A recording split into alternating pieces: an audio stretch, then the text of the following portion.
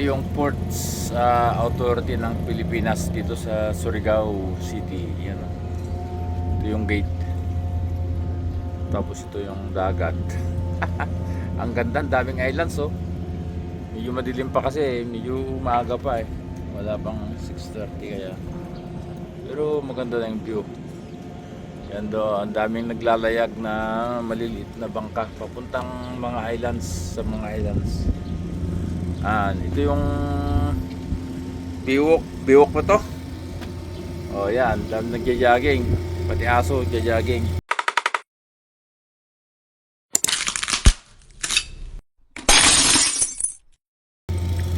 Yan sa atin.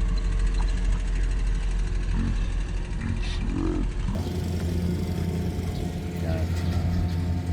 Ito yung pier ng Surigao City.